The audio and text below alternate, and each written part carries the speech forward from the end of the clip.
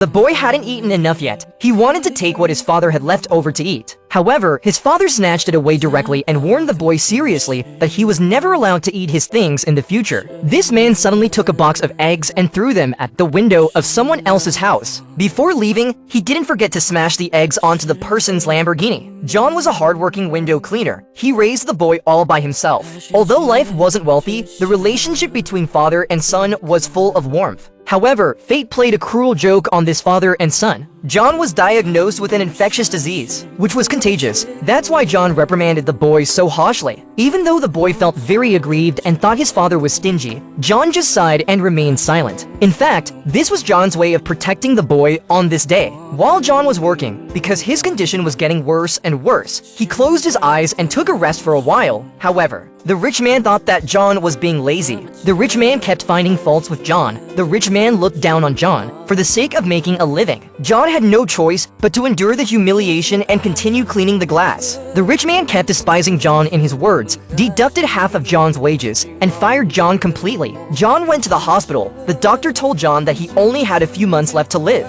John looked at the haggard patients beside him. Instead of being afraid, he bought a box of eggs and ran to the rich man's house. On his way home, John saw a primary school student in the rearview mirror. At this moment, he thought that if one day he passed away, what would happen to the boy? Thinking of this, John decided that before he died, he would find a family that could make the boy live a happy life. So John came to the Child Welfare Bureau and asked the staff to help him find a nice family. Meanwhile, the staff suggested that John could leave a time memory box. When the boy grew up in the future, he could better understand John through the time memory box. But John refused. He thought the boy didn't need these things. John didn't want the boy to know that he was adopted in the future. Through the introduction of the Child Welfare Bureau, John and the boy came to the home of a super rich man with hundreds of billions of assets. Moreover, the couple was outgoing and promised John that they would never treat the boy badly at first. This made John very satisfied. But then what the man of the house said made John give up his family. The man would arrange for the boy to go to the best school and receive the best education. But none of this was asked whether the boy himself was willing or not.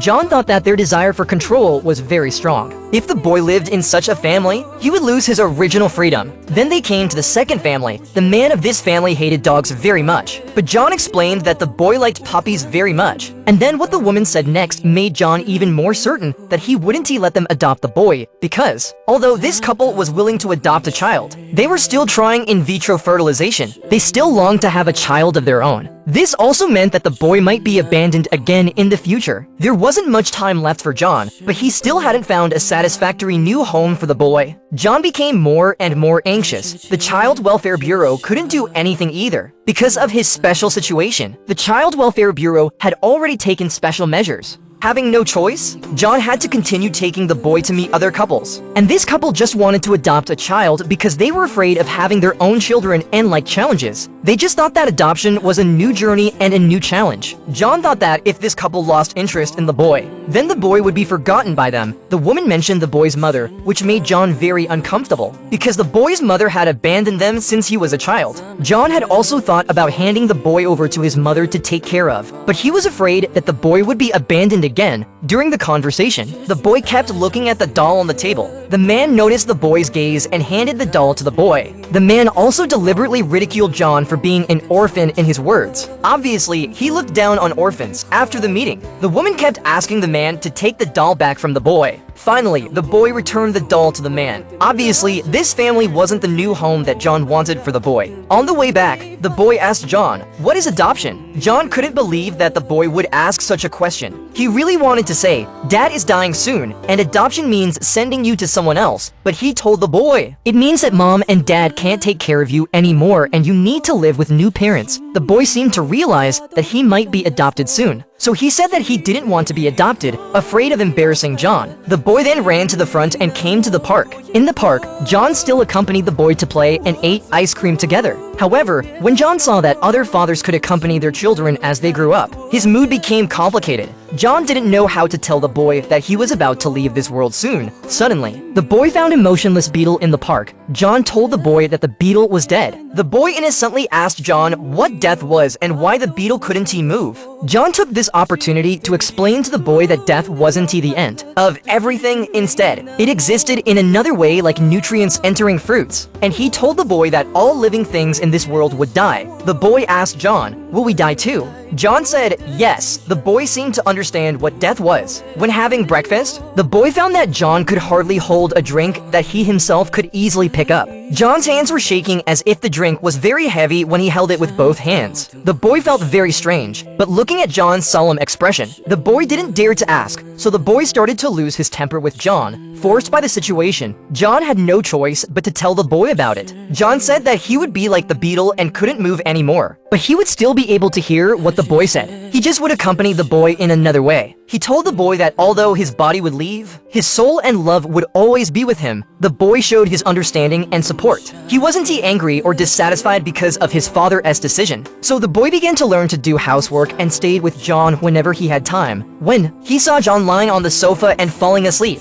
the boy would take out his own small blanket to cover John, but the blanket was too small. The boy pulled it back and forth, and as a result, John was woken up by the boy in a blink of an eye. John's 33rd birthday arrived, but the boy inserted 34 candles on the cake. Then he handed another candle to John, hoping that he could celebrate birthdays with John in the future. But this was John's last birthday. John was extremely sad inside. After the birthday, the Child Welfare Bureau took them to the home of a single woman. Her house was very dirty and messy. She got pregnant at the age of 17, as soon as the child was born. It was sent away by her family. She didn't even see the child for the first time. Unexpectedly, she couldn't have children anymore after that. Since then, she hadn't married and had always wanted to adopt a child and would treat the child well, because she hoped that her child could also be treated well in the adopted family. John saw that this woman was very kind to the boy, respected the boy's opinions, and was willing to play with the boy. Finally, John showed a long-lost smile in this family. John knew that the boy would surely live a good life here. Then he asked the boy if he liked this aunt and wanted to live with her. In the end, boy chose this aunt. Before saying goodbye, John and the boy read a storybook about the death of dinosaurs together and filled a bottle of the time memory box. These memories will become the most precious wealth on the boy's future growth path.